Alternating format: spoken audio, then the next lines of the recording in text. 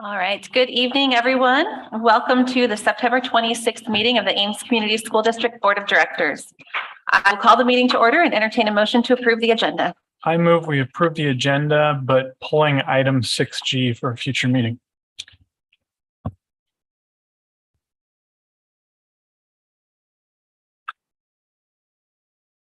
Which is a facilities item, and we'll go back to the facilities committee. Is the reason that that's being pulled. Do I hear a second? Do I have a second? Second. Okay. Moved by Beerbaum, seconded by Lankitis. All those in favor say aye. Aye. Opposed, nay. Passes 6-0. And we will now read our purpose statement, and we invite anyone in the room to join us in reading it. I'll wait till it's up on the screen here. Maybe. There we go. The Ames Community School District commits to equity and access that empowers every individual to reach their full personal and educational potential. Thank you. Our first agenda item tonight is our board committee updates, and we will start with the facilities committee. Facilities committee met on the 14th. The main thing in the notes to take a look at is really kind of an update on the high school as it relates to ongoing work that's happening on a few things that are still pending, especially the audio video equipment in the auditorium. It looks like expected time for completion is early October. That was the one thing I wanted to point out there. And if anybody has any questions, any other items in the minutes, just let us know. Questions or comments for the facilities committee? All right, then we will move on to the equity committee.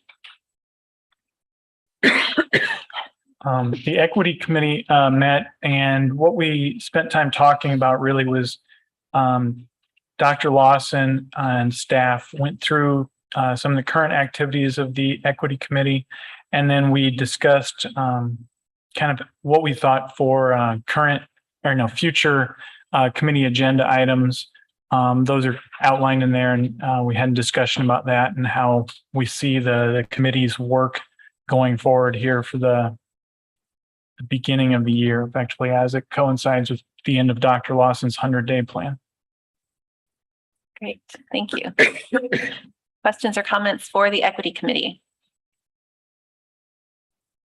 Okay. Policy committee. Elisa, do you want to take this one since right. I wasn't there? That's right. I did this one. Sorry. Sure.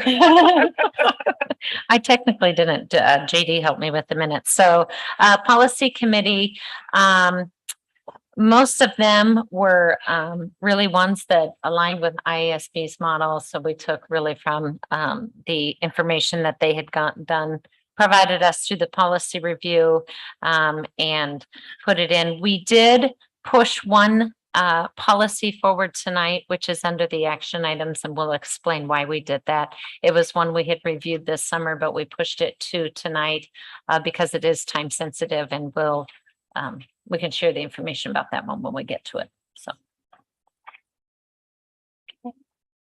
any other questions for policy committee? All right. Then we will move on to the July and August financial reports. We'll turn it over to Chris Fensland.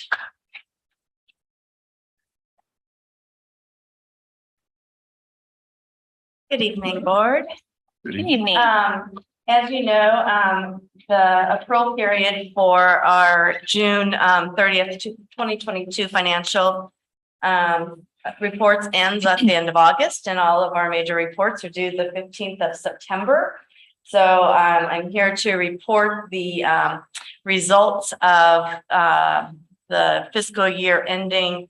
And I'm using somebody else's computer, so be patient with me. I'm not sure how it scrolls. 2 fingers. Okay.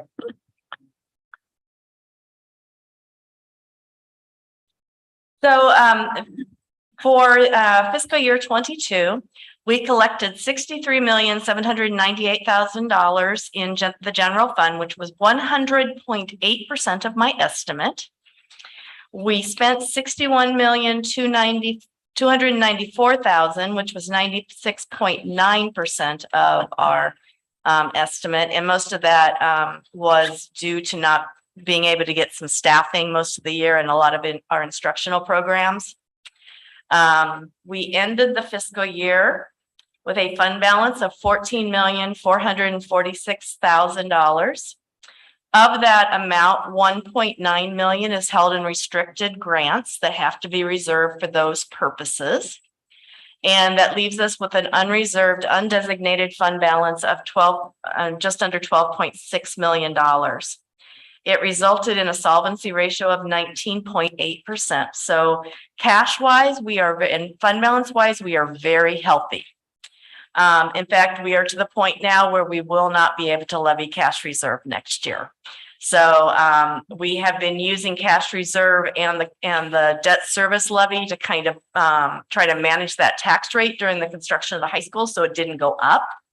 I would expect if our valuations continue to be as strong as they have in the past, that tax rate will continue to go down. If you remember, it went down slightly this year. So I would expect that to happen. We will then have to continue balancing between that cash reserve because the reason we're at the max for the debt service is that we're pre-levying. So we'll have to balance that with the cash reserve in future years to not get that cash back down that we were a few years ago. So we'll just keep an eye on that at each budget year. But next year for the 24 budget, we will not be able to levy cash.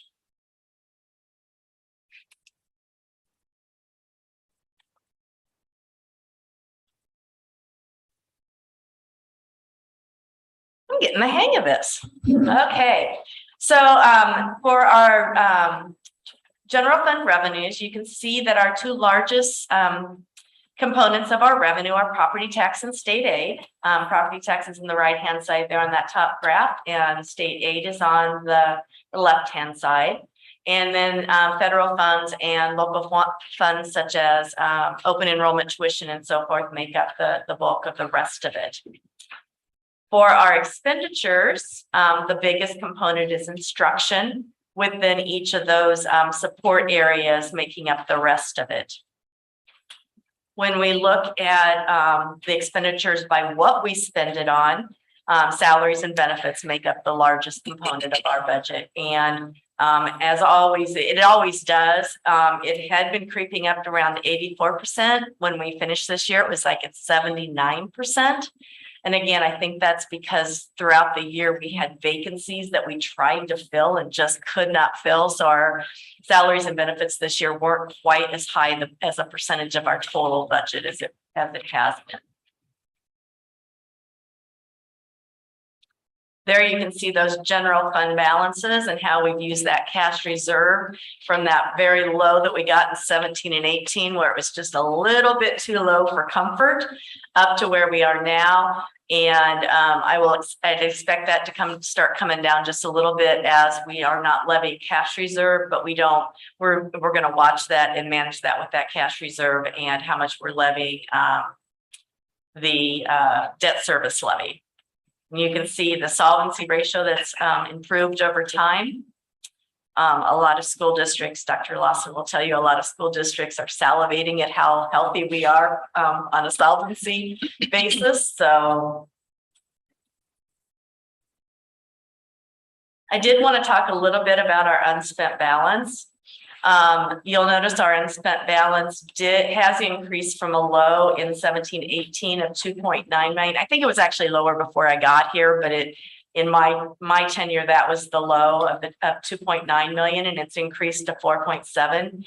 We did have a little bit of a bump between 21 and 22. And the main reason is that because of what we can spend ESSER on, we moved some of the expenses we normally would spend, like summer school and transportation and so forth for summer school, over to ESSER. And that freed out some of our title money and some of our dropout to do other things that we're allowed to under law. So that helped us with that, increasing that unspent balance. I would, once that ESSER funds are gone, we're not going to see that kind of a bump again. And I know that the administrative staff gets tired of me saying we have lots of cash and no spending authority. And when they talk about wanting to add stuff to the budget, I did want to put this in perspective, because it looks like our unspent balance went up significantly, and it went up a little bit. It's a good thing. We have been low, but on the second chart, I have the 2 districts that are directly above us in enrollment and the 2 districts that are directly below us in enrollment. So Ottumwa and Muscatine are ahead of us in enrollment, and Bettendorf and Burlington are below us. And you will see the kind of unspent balance those districts carry. Later in the packet, I have the 5 districts that are above us and the 5 districts that are below us on an enrollment basis that you can look at. I didn't try to put them on this chart because I thought the chart would be unreadable. But while we made an improvement, I had to use the FY21 UAB for the comparison because I don't know what the other schools FY22 is yet. They're all just finishing their year. So I just wanted to put that in perspective. While it went up, it really is not where other school districts of our size keep their unspent balance. And if you remember, there were a couple positions this year that we were paying double on because we had staff, and then we had replaced those staff, but we're continuing to pay for them. So that's when you want that unspent balance to be available. So those are the type, or I know I've talked to Dr. Lawson about maybe some consulting services he wants to bring in that are just one-time expenditures. That's when you need that unspent balance. What you don't want to do, and this is what the administration gets tired of me saying, is we don't want to put recurring expenses on that we don't have recurring revenue coming. So especially salary and benefits, we do not want to put those against our unspent balance without recurring revenue. I know you guys all want to get to the homecoming parade, so I do have graphs there on the total as well. The only thing I wanted to mention is that we did go over the statutory budget in the support services. Now, the statutory budget is all funds, not just the general fund, and we exceeded that slightly. We spent 100.3% of what was the statutory budget. So we exceeded that by about $60,000. The main reason, and I thought I had enough in the amendment, but I think we ended up buying more, but we moved the refresh for the staff computers up, because if we had those ordered and delivered before July 1st, we were going to get them. But if we didn't have them delivered before then, the supply chain was saying we might not get them in time for school. So there was a reason why. I mean, it was a good reason. I don't like to exceed the statutory budget, but it'll result in an audit comment. But it happens. It's not something I like to have happen, but and then later on in the report, I do present the cash balances. Let me see if I can find those really quick. So here are the cash balances. And this is where, if you notice, we had $20 million of cash on hand in the general fund, but our fund balance was $14 million. That's because of that modified accrual basis of accounting, where most of our activity in July and August actually is accrued back to June. So this is what statutorily I am supposed to bring to you, because the statute hasn't been updated to modern accounting rules. But you want to pay attention to the fund balance as opposed to the cash, because obviously we had $6 million of net of expenditures that happened in July and August that got accrued after June 30th back to June. I think that's about it for June. Anything? One of the things I will point out, because I'm going to go to August, is that I want you to pay attention to the June. We had the collections amount's not going to change for our negative balances. They're at collections. They collect a little bit of them each month, but not a whole lot. But as of the end of June, we had $3.55 negative on our student accounts. And I will show you that amount when I get to August, but I'd be happy to answer any questions about June 1st. I don't have a question so much as just to remind everyone in terms of some numbers that we watch as a board, and this is kind of for the public. 80% of your budget, when she talks about 79% went towards salary and benefits, and we've been in the past 84%, we really want to try to be around that 80%. And I think that's a really important number for the general public to understand, that 80% of our money goes towards paying for our teachers, our staff, and all of our benefits. So that there just is not a lot of wiggle room when we talk about everything else has to come in out of that 20%. So I appreciate you bringing that number up, because I know that's always a number that I'm watching for.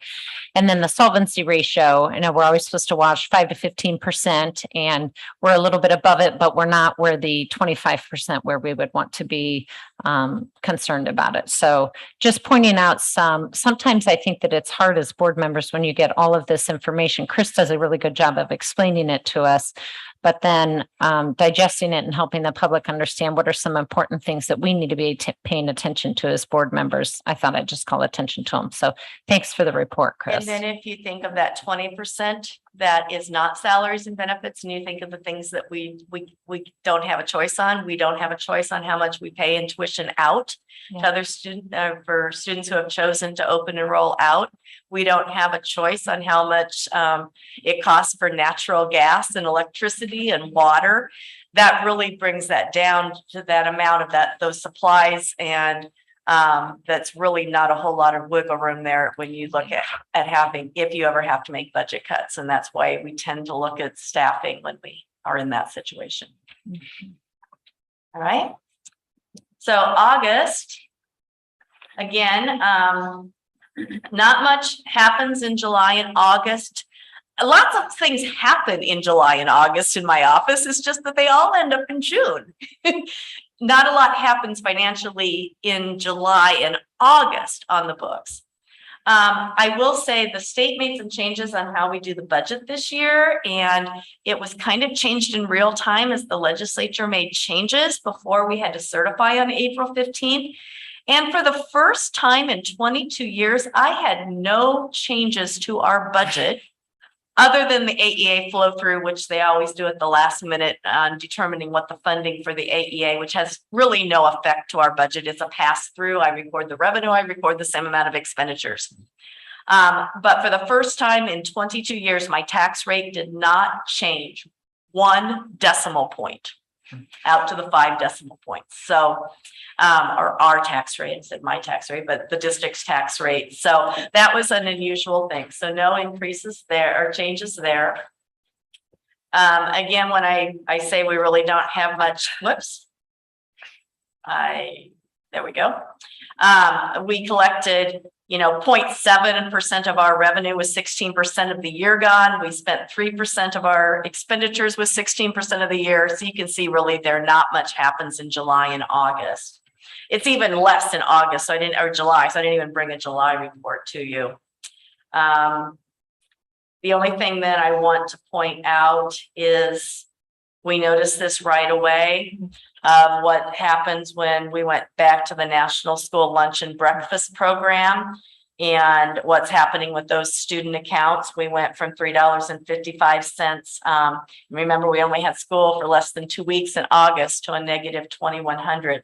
So those of you that are parents, you've been getting a lot of emails reminding you that maybe if you've gotten them to put money on your account, or we send reminders as a courtesy once your account reaches $25 positive. You can always opt out of those in Infant Campus if you don't like getting all the emails. We did have a couple of people that weren't happy getting all the emails, but you can opt out of them in your parent portal. But we are really keeping an eye on these negative balances.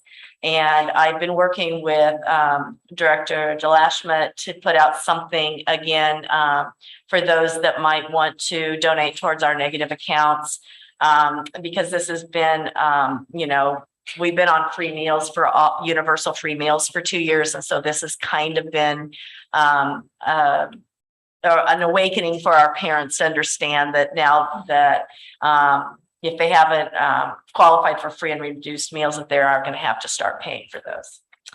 And that's really all I have for August. So any other questions for me? All right, thank you, Chris.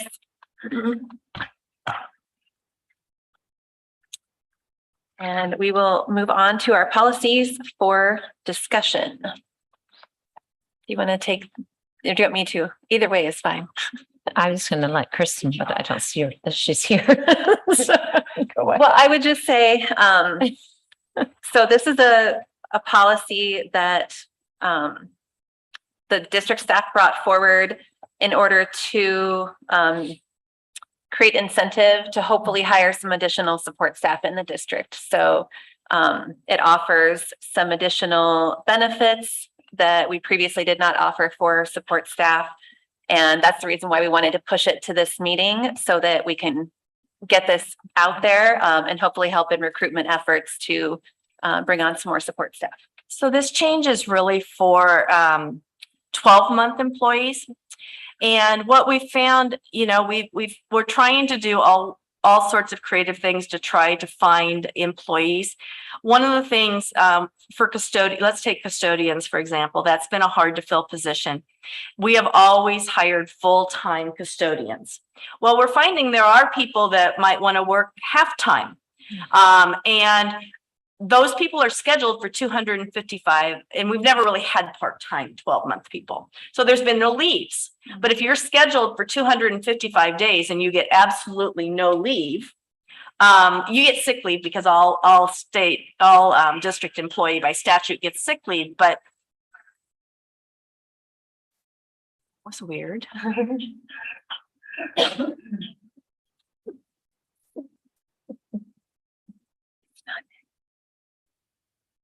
Okay. Oh, seems fixed. Okay. So they had no PTO or no vacation. So what we're recommending is that when we hire part-time people, that they get their equivalent of a day in vacation and PTO based on the same schedule all the full-time people do. So they have to earn it over a certain number of years. So like if I'm a 4-hour-a-day person, I would, after the first year, I would have 5 4-hour days. And then we will track that. And if they go to full-time employment, we will convert those hours to days. So they won't get, if they went from a half-time to full-time, their days wouldn't change from 4 or 5 4-hour days to 5 8-hour days. It would change to like 2.5 days. Does that make sense? Mm-hmm. Okay. So that's why we've made this change or recommending this change.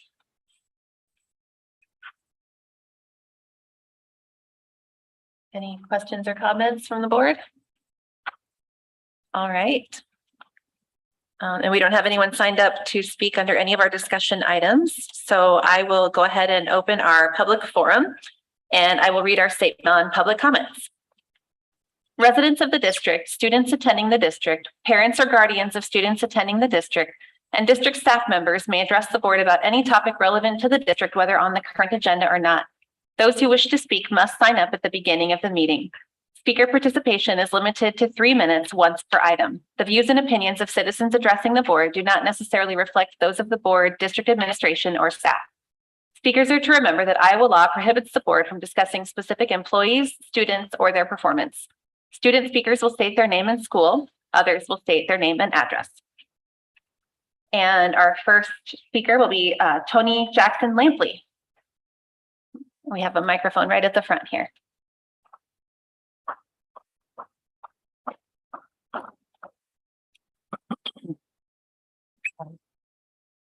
Can you hear me? Can you hear me now? Is it on? Oh, It might not be on. Hang on. I didn't shut it off. Oh, you didn't shut it off? It's Okay. on. I Okay, forgot to it's shut on? it Oh, off. there you go. Okay. Good evening, ladies and gentlemen of the Ames Community School District, School Board, and the Ames Community District faculty and staff, and to fellow graduates of Ames High School and the residents of the city of Ames. It is with great pleasure that I come to you and share about the former high school drama teacher, Wayne Hansen. Today marks 2 years since his passing, and he is deeply missed by family and friends. Mr. Hansen was one of my favorite teachers of all time. My name is Tony Jackson Lampley, live at 2801 Greensboro Drive, Ames, Iowa. I attended Ames High School from 1986 to 1989. And back then I was an awkward, fun young girl who loved art, drama, and writing. Mr. Hansen, personality and wit is what captured me. Mr. Hansen was fun, smart, a lover of film of all genres, and was brutally honest and had an answer for everything. He was a good person. My first year of high school, I was in the play, The Tea House of the August Moon. I had no lines and I sat on the floor the entire play. However, what I learned from Mr. Hansen and the upperclassmen that year was life-changing. I fell in love with live events and production, and it has shaped me into who I am today. I would like to see the new Ames High School Performing Arts Auditorium be named after Mr. Hansen. It would be a tribute to a strong legacy of graduates who have gone on to not only be performers, but directors, engineers, organizers, community leaders, educators, and if nothing else, Mr. Hansen made his students confident, strong human beings. We learn to fail into success, and he would say, goodness, let's have fun doing that. Mr. Hansen was fair-minded, assertive, and inspiring.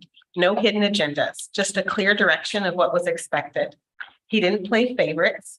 If you work hard backstage, help others, you got rewarded for being on stage, if that's what you wanted. I found myself loving backstage. In a lot of ways in my life, I haven't left that space. Over the years, I've carried numerous job descriptions.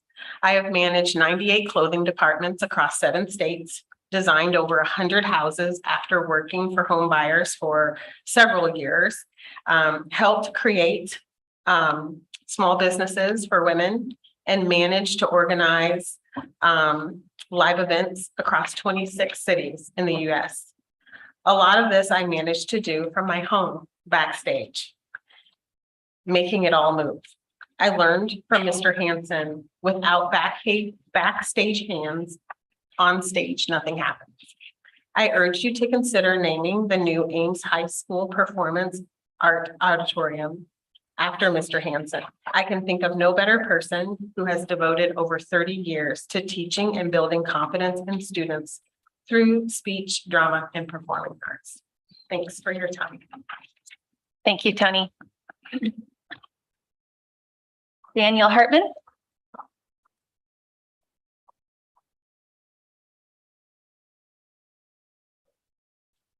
Good evening. I'm Daniel Hartman, and I live at 2709 Lincoln Way, Unit 102 here in Ames. And I bring greetings from the class of 1982. Mr. Hansen, the minute you walked into one of his classes or you met him, you just were entranced by the guy. I had him for one class. I was never in any plays, but I had him for a theater arts class. Wonderful, wonderful person. But I bring greetings from a couple of my classmates. One is an art teacher in the New York City School District. Her name is Jennifer Lemish. Jenny writes, he created a safe place for oddballs and non-jocks to flourish.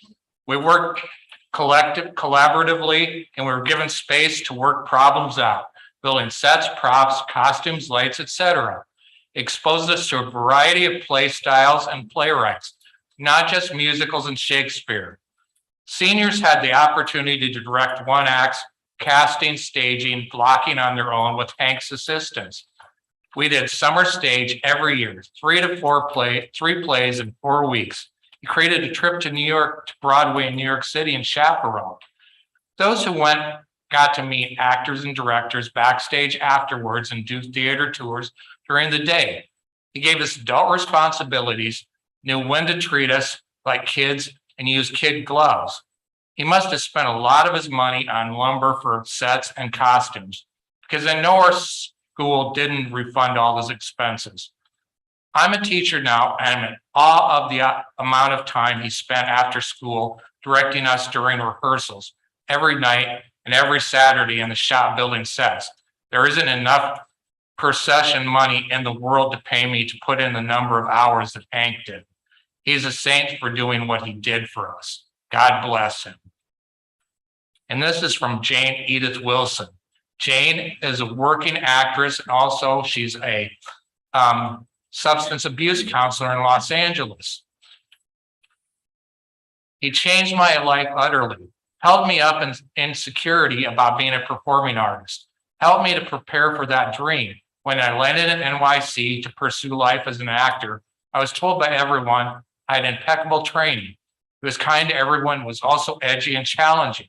He taught respect for the arts, the artist, the published word. He was the heart of the fine arts wing, a mensch and a true original. There is not a better person that you could name the fine art, that the new auditorium for than Hank Hansen. And I encourage you to do this. And I thank you for your time this evening. And thank you very much. Thank you, Dan. Victoria Van Voris. We think she's not here. Oh, she's here.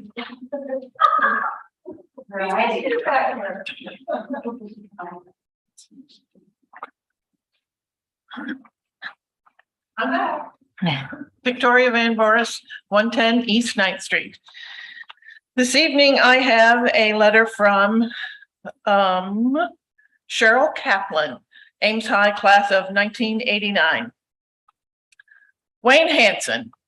This is a man who changed so many people's lives and deserves so many accolades. He was both a force to be reckoned with as well as a shy man, in that he could speak to the complexities of Lorca being both universally part of the canon and a script for modern times, and yet could not greet the parents after his killer productions. He wanted the students to receive the praise when asked why, saying that we were the ones who put in the work night after night. Nothing could be further from the truth. I volunteered to be an assistant director in one production, thrilled I would be allowed to see his beautiful prompt book, all written out with stage direction in his calligraphy-like handwriting and meticulously organized. I could never repeat it, even when I became a professional director myself. He gave precise direction, but invited creativity. In short, he made theater the true collaborative process it was intended to be. This is exactly why everyone gravitated toward him and the work we did together, because we all had an investment in it, a sense of ownership. Theater in this way creates not just art, but also community. For many, this community was a haven during a time when we were all trying to figure out who we were and what we were doing. For me, growing up Jewish during a time of heightened anti-Semitism, Hank created a safe sanctuary for me and afforded us opportunities to express ourselves through art. It was life-changing. He let me be me, creative and curious and everything that it entailed, and not have to fall into predictable and expected norms of the times. Major influence, true teacher. Cheryl Kaplan, class of 89, director of parent education at Tuesday's Child, freelance playwright, director, and applied theater specialist, Chicago, Illinois. And I also have a tribute from Cecilia Horner, who was a former English teacher. I am very pleased and honored to give my wholehearted support to naming the new Ames High School Theater after Wayne Hansen. Wayne and I were colleagues in the English department for a number of years. We shared many common interests and teaching philosophies. It was clear the students had the greatest respect for him, and my two daughters also had him and felt exactly the same way. He had a wonderful teaching style that captivated the students, and obviously it made him a very special teacher to many of them. There is no doubt his reputation in school and community, love for teaching and serving as theater director for many successful plays should be recognized by naming the new Ames High School Theater after him. It will honor his memory, his devotion to high-quality teaching of English, and his many successful theater productions. Cecilia A. Horner, retired English and speech teacher, Department of English, 1996 to 2009, Ames High School. Thank you for your time. Thank you, Victoria. Monique Binkin.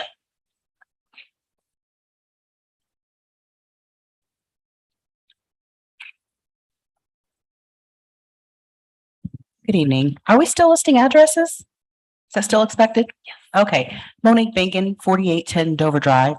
I'm speaking tonight on behalf of ASAT, the Ames Youth and School Action Team, a nonpartisan group of concerned citizens whose intention is to shine light on racial and ethnic disparities that exist throughout the Ames Community School District. We are speaking tonight about the definitions for educational equity that the district is curating in collaboration with the community via its educational equity planning team. Many of our group members were able to participate in these meetings. We'd like to thank the Ames Community School District Equity Office for creating this opportunity for our community to participate in the process. ASAT would like to voice our support for adoption of definition number 3, quote, each and every student in the Ames Community School District across individual characteristics, identities, and circumstances has access to and meaningfully participates in high-quality learning experiences that empower self-determination and reduce outcome disparities. We like this definition primarily because it specifically mentions reducing outcome disparities as a measurable outcome. We would, however, encourage the district to continue refining the definition to focus on measurable outcomes. While empowering self-determination sounds nice, there is no reliable way to measure this and therefore not a helpful component in equity-driven work, which should always be grounded in data. Additionally, while we appreciate the goal of focusing on students across individual characteristics, identities, and circumstances, that is literally every student, which is how the sentence started, making the call out redundant.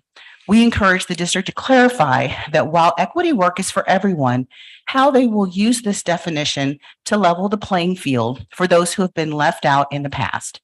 Because otherwise, this sentence just reads, we're going to serve students, which is what we already do. So we thank you again for your efforts, and we hope that you fill the equity director position soon to guide this important work going forward. Thank you for your time. Thank you, Monique. Judy Brown.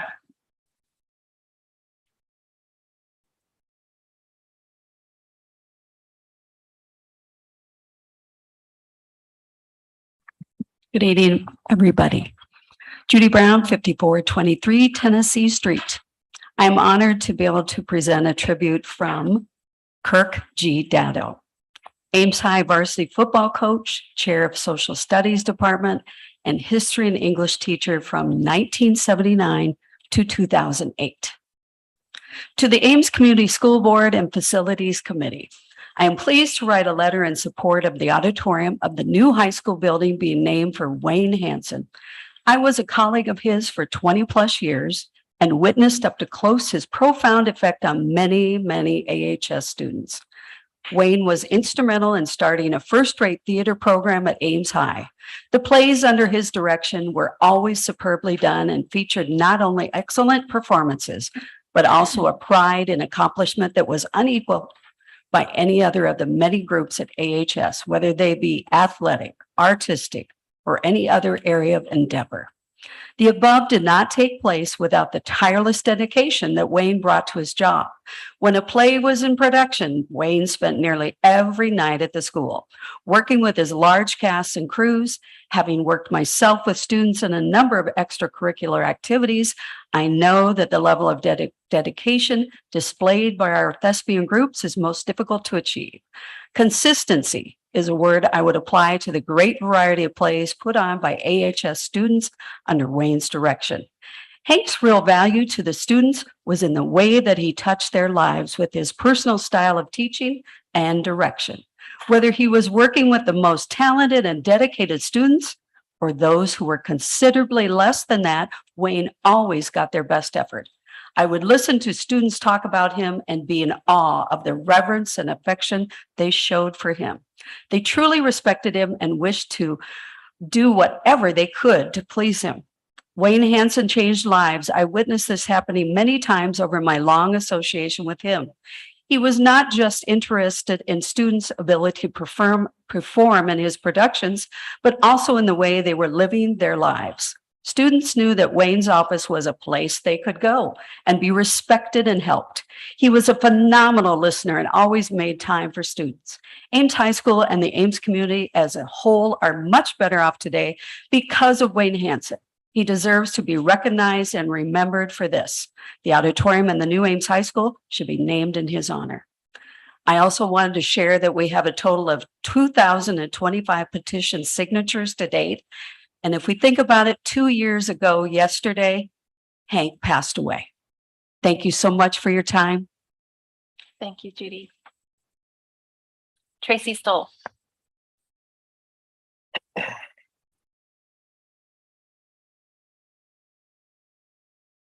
Tracy Stoll, I still live at 1603 Carroll Avenue. I'm wearing a shirt that a classmate made for me for our last class reunion, and I thought for homecoming, this is most appropriate. This is a letter from Ben Stark, class of 2000. Set atop Hank Hansen's matte black painted desk was an unfilled picture frame.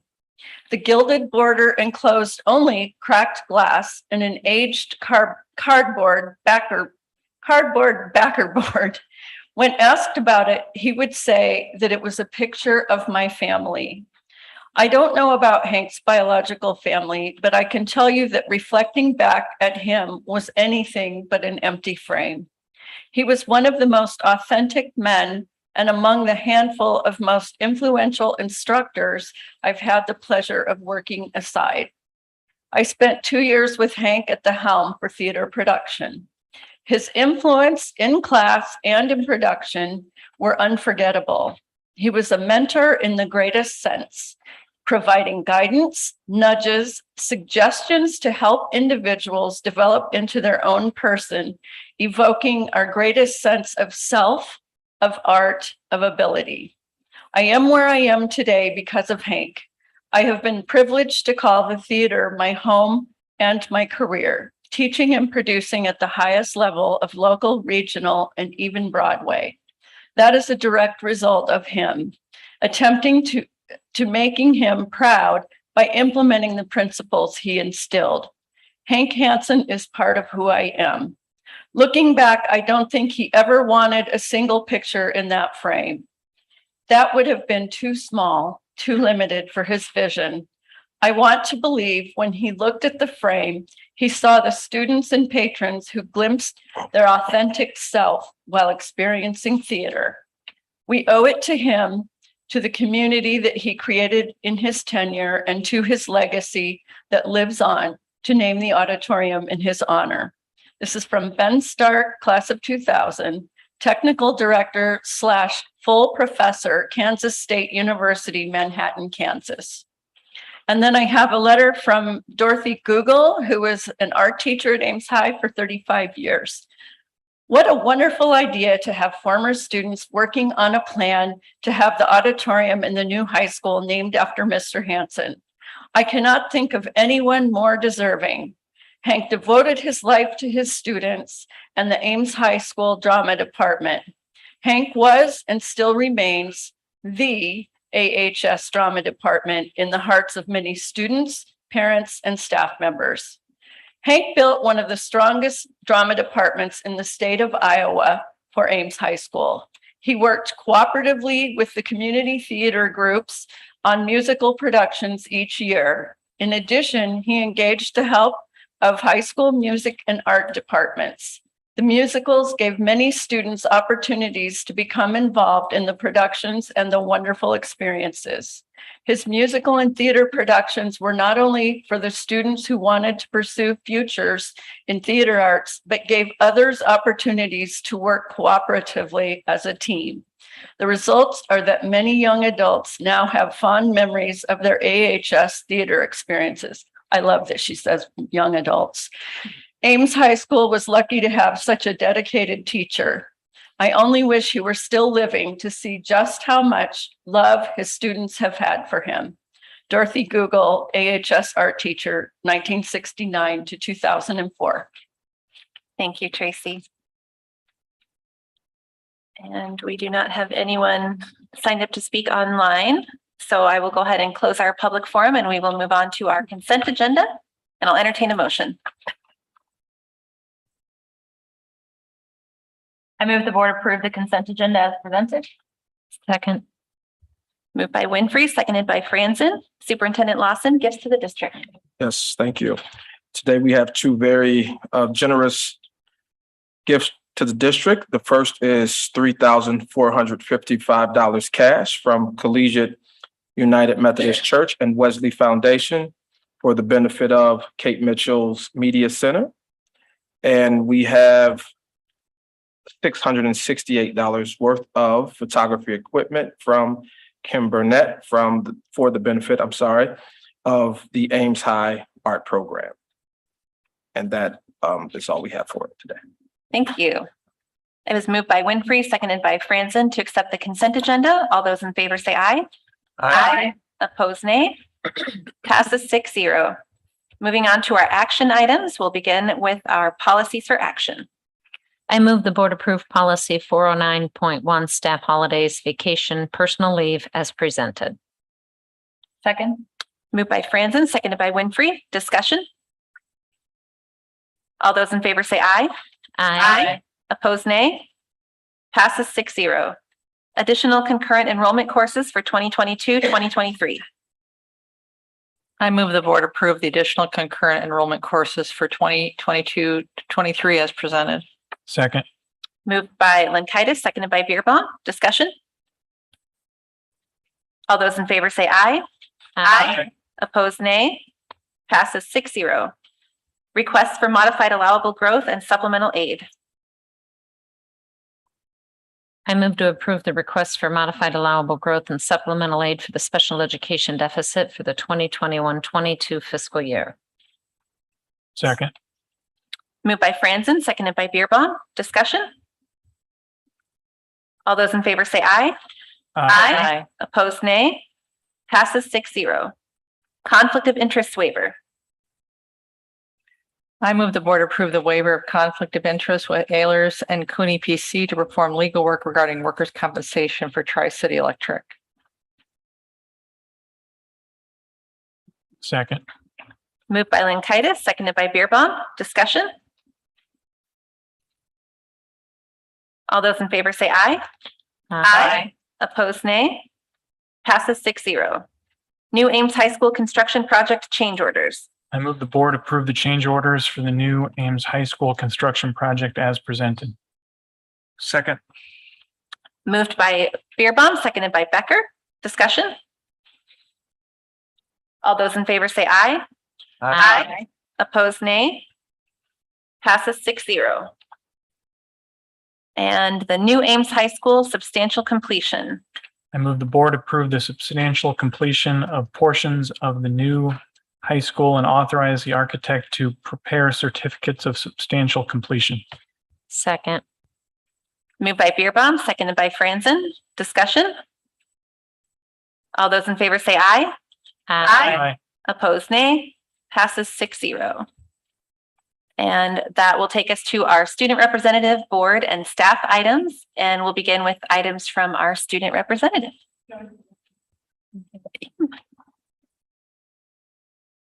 Hello, everyone. Thank you, first of all, for giving me this opportunity to speak for my peers and classmates. We can't hear you. Can't, okay. I just wanted to thank everyone for giving me this opportunity to speak for my peers and everyone around me. To start off with this, I just gathered some general school updates that I have asked around, I've noticed and seen from other classmates, and some common questions and concerns that I got, and some requests from the students as well. So to prepare for this, I actually sent out a Google form to the student body just to see what other students would like to have said. So I'll start off with some of the general school updates. Last week we had our club fair, which was very successful. It was our first super successful club fair since before COVID. So it was nice to see lots of interaction with clubs and many new clubs getting started up as well. So that was nice. And we recently got updated that juniors and seniors are having the option to attend homeroom. And lots of students believe that was a huge success because it reduced a lot of traffic and improved the mood of a lot of people as well. Going on to some concerns / requests. The number one request that we have been seeing across like the majority of the students is when are clubs allowed to meet? So nowadays, since we get out at 3:25 or 3:35, it's a lot later than usual. And last year, like making that work was a little easier by meeting after school. But now sports go pretty late. So it's hard for clubs to get in time for their meetings. And we have 30-minute homeroom periods 4 days a week. And usually for homerooms, especially upperclassmen, we don't have much to do in class. We just sit there for 30 minutes. So lots of kids are really urging to let this time be allowed for clubs to meet. It'll not only encourage students to come to school, but also give them like free opportunities to go to clubs, especially ones who are involved in after school activities like sports. And that'll get a lot more interaction with them as well. One of the other complaints was just about how B lunch is super late. I don't know if you guys are familiar with the block schedule, but the first lunch starts pretty early and the B lunch starts at 1:30. So kids are sitting in class until 1:30 to wait for lunch. And it's especially worse nowadays because we have the no food or drink in classroom rules. So that was another concern. We have 80-minute classes now, so being in those classes before B lunch is a little difficult for kids. Another request from school or students is to personalize the school. A lot of students miss the old school, seeing the artwork by students and the pictures by students that were all over the walls. And even though it's a beautiful school, beautiful new school, we still would like to see a lot of the student work on there. I think it'd just be a nice touch to have. But some other little questions. I know this was addressed earlier, like updates on the auditorium. People are just curious about that, and with the swimming pool as well. People are just wondering what is going on with those types of things, but that's about it. Is there any questions or concerns? No, thank you for that update. That's really helpful and great to hear, especially about Club Fair. So I'm excited for that. Thank you.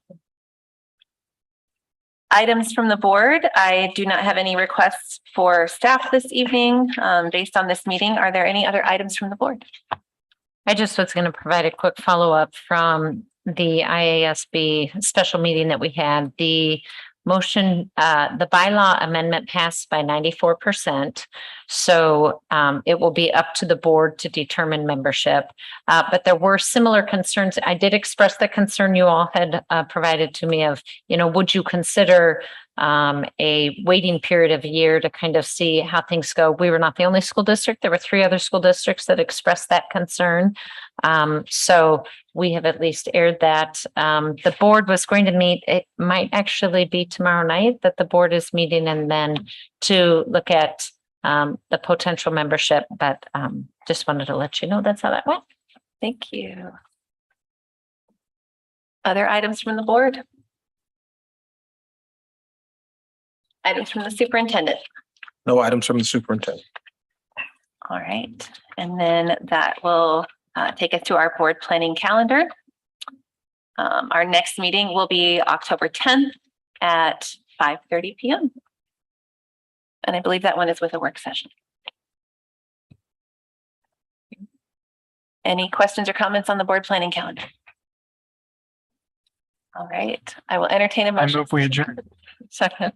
Moved by Beerbaum, seconded by Lankaitis. All those in favor say aye. Aye. Opposed, nay. Passes 6-0.